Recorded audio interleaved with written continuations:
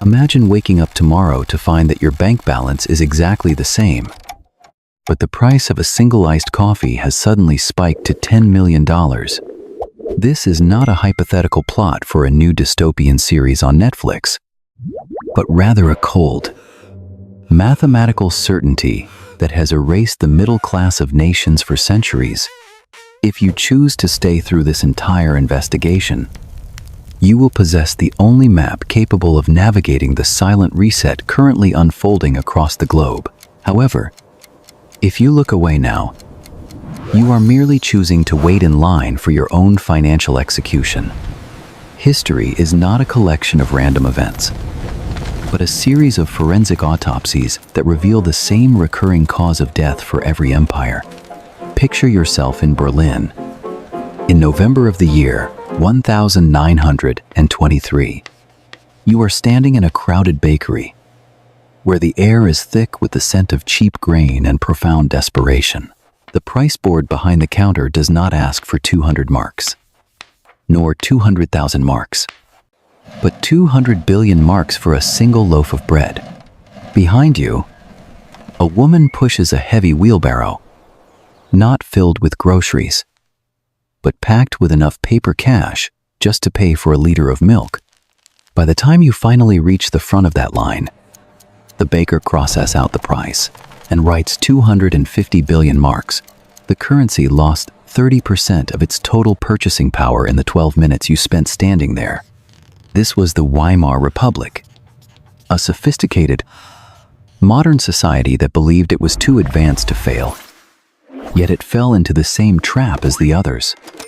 This cycle has repeated in Venezuela in the year 2018, where a carton of eggs cost 7 million bolivars. It happened in Zimbabwe in the year 2008, where a simple bus ticket required a banknote worth $100 trillion. Most recently, we saw this in Lebanon in the year 2023, where the currency lost 98% of its value in just 4 years. This effectively turned wealthy doctors and engineers into paupers overnight while they slept in their beds. The question that should keep you awake at night is not if your currency will eventually fail, but rather when the clock will strike midnight. Historically, the average lifespan of a fiat currency is only 27 years, and the current system has been detached from reality since the year 1971. If you do the math, you will realize that the rules of money are being rewritten while you are distracted by the noise of the world. When the foundation of a monetary system is destroyed overnight, the only thing that matters is what actually holds value when the paper becomes tinder. I have spent years analyzing a century of economic autopsies. From the collapse of Weimar to the modern ruins of Lebanon and Zimbabwe, this is not a study of theory or speculation, but a forensic report on historical facts and recorded outcomes. By the conclusion of this investigation, you will know exactly which 5 assets survived when empires burned to the ground. You will also understand which assets evaporate faster than water in a desert, leaving their holders with nothing but bitter memories. Before we dive into the specific assets, you must understand that every currency collapse follows a predictable mathematical pattern. Stage 1 begins when a government spends significantly more than it collects in taxes, creating a gap that can never be closed. Stage 2 follows when the central bank begins printing unlimited amounts of money to cover that expanding void. In Stage 3, the currency starts losing its purchasing power at a rate that the public finally begins to notice. Stage 4 is characterized by a mass exodus, as rational people flee from the dying currency toward any available alternative. Finally, Stage 5 represents the complete and total collapse of the social and economic contract. Weimar Germany moved from 320 marks per dollar in the middle of 1922 to 4.2 trillion marks. By November of 1923, this represented a 98% loss of life savings in only 18 months. Lebanon followed the exact same pattern, collapsing from 1,500 per dollar to 89,000 in just 4 years. Different countries, different eras, yet the same stages, the same pattern, and the same tragic outcome for the unprepared. So, what survived these fires of inflation? Let us examine the first and most obvious pillar, which is physical, precious metals. Like gold and silver, these are the only assets that governments cannot print out of thin air and central banks cannot debase through a computer screen. During the Weimar collapse, if you held paper marks, you lost everything you had ever worked for. A 100% total wipeout. However, if you held gold, you maintained your purchasing power entirely throughout the chaos. An ounce of gold bought you the same basket of essential goods before, during, and after the hyperinflation ended, the currency changed. The leaders changed, and the laws changed. But the gold remained a constant anchor in a sea of volatility. This same pattern protected anyone holding gold during the regime of Mugabe in Zimbabwe. When the $100 trillion note was printed, we are seeing this reality play out right now in Turkey, where late 2024 data shows a massive surge in gold deposit accounts. In a single quarter, gold holdings jumped from 1.36 trillion liras to 2.72 trillion liras. The citizens of Turkey see the pattern of runaway inflation and are fleeing to the only asset that has survived every collapse in human history. Critics often argue that gold is a dead asset because it does not pay dividends or have quarterly earnings reports. What these critics miss is that gold's entire function is to not be debased by the political whims of a failing state. When the supply of paper currency explodes, the purchasing power of each individual unit must collapse by the laws of physics, because the supply of gold cannot be arbitrarily expanded by a bureaucrat. It becomes relatively more valuable by default. During the financial crisis of the year 2008, gold initially crashed as liquidity froze, but it rose 166% in the following 3 years. Silver performed even better during that period, surging 448% as the dust settled. Even during the stagflation of the 1970s, gold surged 440% over a period of 3 years after hitting a mid-decade bottom. Pattern recognition is the highest form of intelligence in finance. And the mechanism here is brutally simple. Precious metals are not a speculation on growth, but an insurance policy against the failure of a monetary system. You hold them because they do absolutely nothing except preserve your ability to buy food and shelter when everything else is burning. The second survivor is the use of foreign hard currencies as an escape valve when your domestic money is dying. Let us look at the case of Beirut in October of the year 2019. Imagine a nurse who had saved $50,000 in her local bank account over a decade of hard work and sacrifice. The Lebanese pound had been pegged to the dollar for 22 years, appearing rock solid to the casual observer. But when the peg finally broke, that $50,000 in denominated savings was worth exactly $1,000 by the year 2025. She lost 98% of her purchasing power, while the nominal numbers on her bank statement stayed exactly the same. However, her colleague, who kept her savings in physical United States dollars outside of the banking system, maintained 100% of her wealth. This was not because the dollar possesses magical properties, but because she held a currency that was not currently in a state of collapse. This pattern of dollarization repeats in Zimbabwe, Ecuador, El Salvador, and Panama. In Argentina, you buy property in dollars because the peso is a ghost. And in Cambodia, ATMs dispense dollars because the real is a suggestion. Switching to a stable foreign currency is not a policy choice.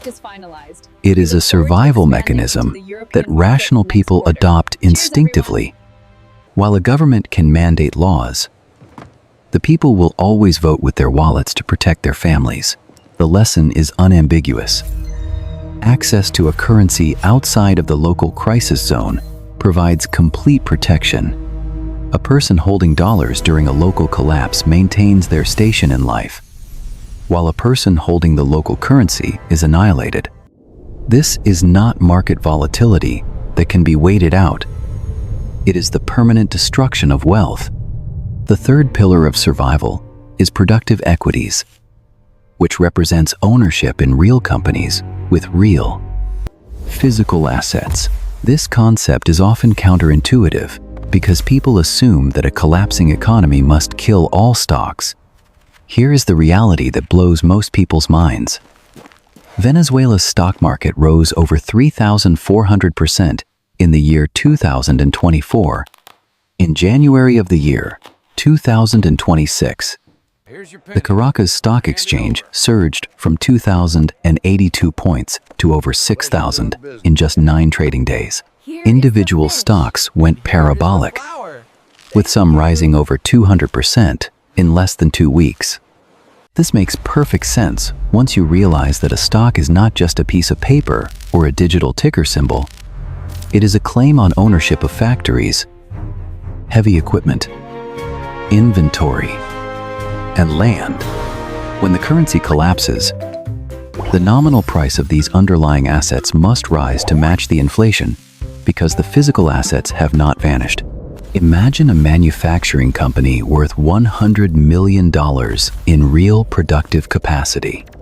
When the exchange rate devalues by 3 times, the stock price must triple, not because the company is more valuable, but because the currency is worth less.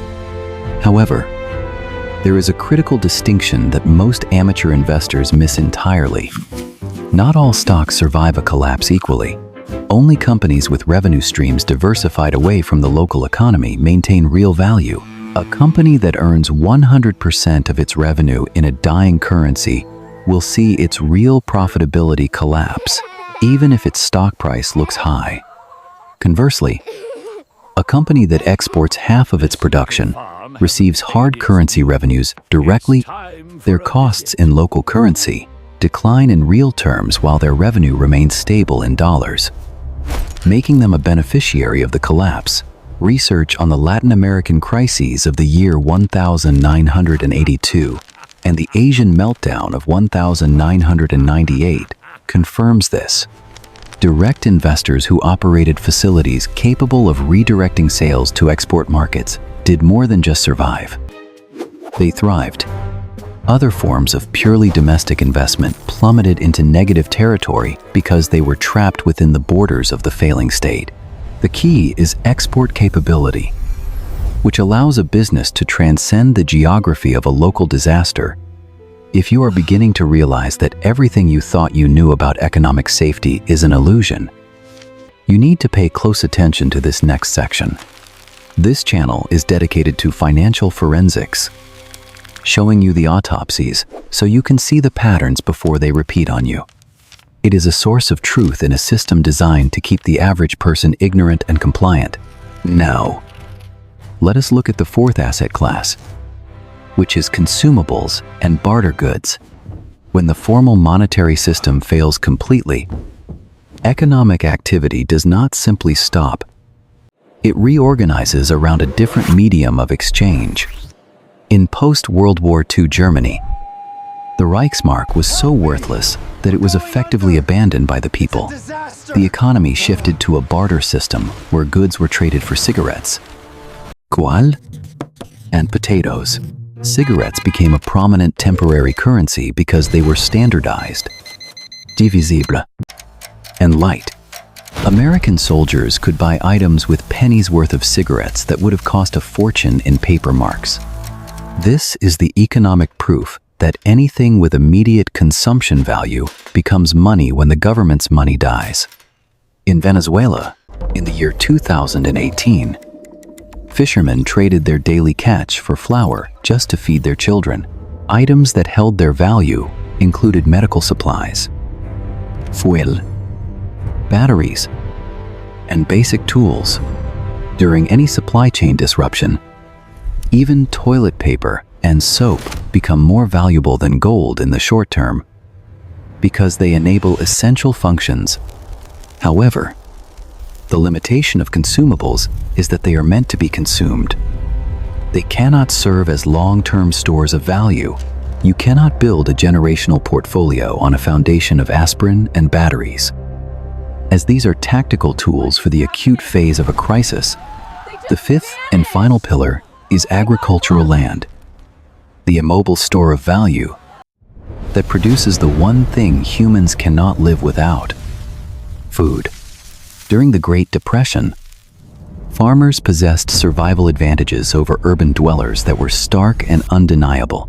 Farm families had gardens, orchards, milk, and livestock, allowing them to bypass the collapsing consumer markets. While they still faced the constraint of paying taxes and bank debts in cash, their fundamental needs were met by the land itself. This dynamic has played out in every modern collapse, where landowners maintain their capacity to produce regardless of currency fluctuations. However, agricultural land has its own severe vulnerabilities that you must account for. First, it is utterly illiquid, meaning you cannot move it or sell it quickly in an emergency. If the political environment deteriorates and ownership rights are revoked by a new regime, you are essentially stuck. We saw this in Zimbabwe in the year 2000, where land seizure programs revoked property rights by simple decree. Sophisticated farming operations were destroyed, and agricultural output collapsed by 60% over a single decade. Furthermore, land cannot hide from the government. Authorities always know exactly where it is and can tax it into oblivion if they are desperate for revenue. Therefore, the most effective strategy is to own land that is capable of generating export revenue and is located in a stable jurisdiction. Agricultural land maintains its fundamental value through the capacity to produce calories, but it remains a more complex asset to manage than portable metals or international equities. Now, we must discuss what goes to zero, because understanding failure is just as important as knowing how to survive. The fastest route to 100% wealth destruction is being a creditor to a failing state. This includes any fixed income securities denominated in a dying currency, such as government bonds or treasury notes. In Weimar Germany, bondholders saw their life's work evaporate as the marks used to pay interest became worthless. In Argentina, in the year 2001, bondholders saw 70% of their nominal value cut during a debt restructuring. These securities are a claim against the currency itself, and when the currency dies, the claim dies with it. The same fate awaits savings accounts held within a failing banking system. In Lebanon, bank customers who placed their life savings in pound deposits in the year 2019 retained only 2% of their purchasing power by 2024. The history is unambiguous. Being a creditor to a state that is printing money is a suicide mission. So, where are we seeing these warning signs today? Look at Iraq, where a lack of cash liquidity has led to severe banking restrictions and public distrust. Look at Turkey, where the citizens are substitutes for their local currency at a record pace. Look at the United States, where the national debt has passed $38 trillion and interest payments now exceed the cost of national defense. The dollar's share of global reserves has fallen from 80% in the mid-70s to 65% today. This is the exact same path the British sterling traveled during its decline as the world's reserve currency. In the year 1913, Britain was the world's biggest creditor, but within 40 years, it was a net debtor, and the dollar had taken its place. The pattern is visible to anyone willing to look past the headlines. The brutal truth is that currency collapse is not a hypothetical possibility. It is the historical norm. The question is not if the system will reset, but whether you will have positioned yourself to survive when it does. Survival is not about extraordinary returns or becoming a billionaire. It is about being whole. In a decade that destroys 12% of a population's wealth in the first crisis and the rest in the second, staying exactly where you are is the ultimate victory.